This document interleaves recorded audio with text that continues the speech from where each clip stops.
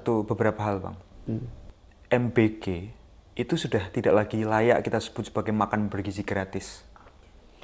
Bergizi saja tidak, apalagi gratis.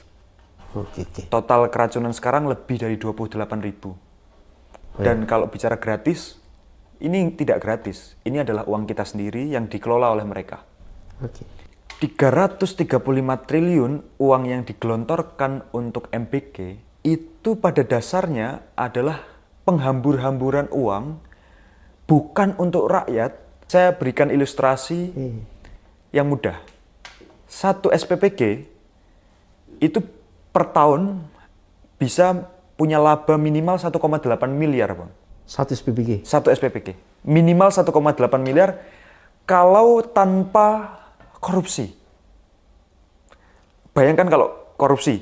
Oke. Anggur yang harusnya Ini masih 5, legal, sudah dapat 1, anggur yang harusnya 5 jadi 3. Ya. Ayam yang harusnya dada jadi sayap. Ya. Pasti angkanya bisa lebih dari sekadar 1,8 miliar. Iya. Angka itu besar dan hanya mampu diakses oleh mereka yang punya modal.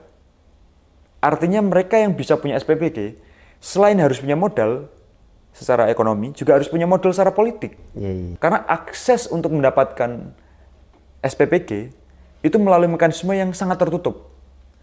Publik sampai sekarang tidak tahu bagaimana dia bisa Tiba-tiba berinvestasi pada SPPG. Oke. Kita nggak tahu. Iya.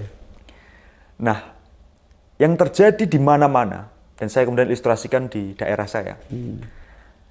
Ketua DPC partainya Pak Presiden itu mengelola 9 SPPG, Bang.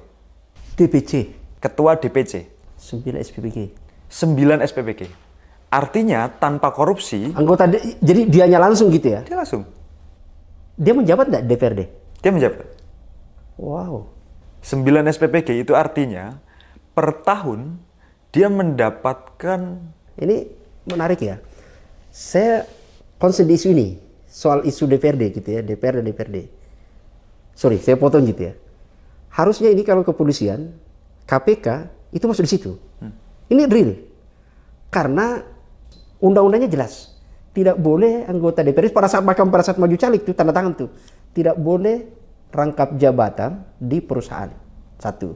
Yang mengelola APBN dan APBD. Nah ini kan real langsung gitu loh. Saya lanjutkan ya, Bang. 9 SPPG, kalau per tahun 1,8 miliar, itu artinya dia bisa dapat per tahun sekitar 17 miliar. Ini sekitar ya, Bang? 17 miliar. 17 miliar